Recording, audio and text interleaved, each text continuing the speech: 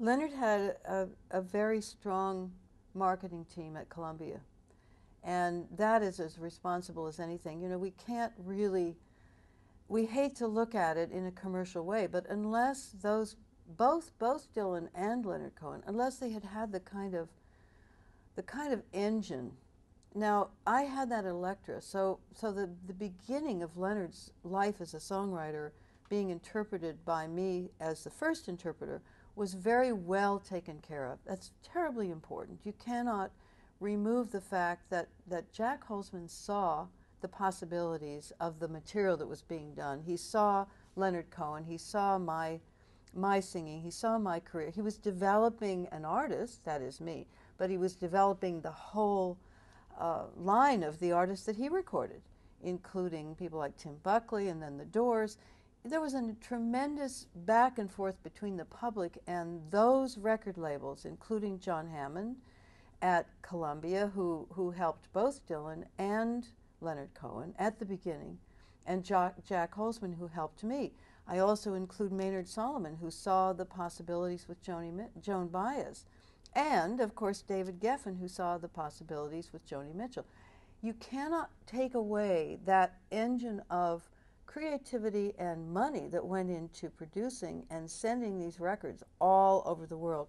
It's very important that we not forget that art is wonderful, and we make it, and we believe in it, and we support it, and it needs many different pieces of the puzzle. It can't be separated, and I don't think any artist worth his salt or her salt disregards that without suffering the consequences. You have to be you have to be very involved in coming up with the goods and then finding people who can support you, and it's not easy for any of us. Our inspirations don't mean we sound like them or play like them or write like them. The inspiration may take us into a totally different sphere, different universe. I was very influenced. My father was a great singer and interpreter of other songwriters, and he interpreted the Great American Songbook.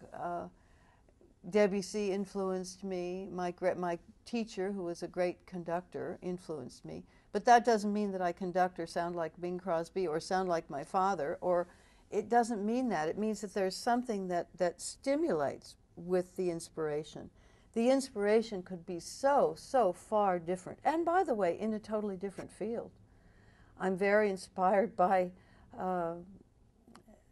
Monet, by painters, when I go to a museum, I come away, even today with all different kinds of art, I come away inspired. I love to go to a museum because in a museum you see that everybody has a different way of saying something, whether they're painting the same landscape, whether they're talking about the same subjects.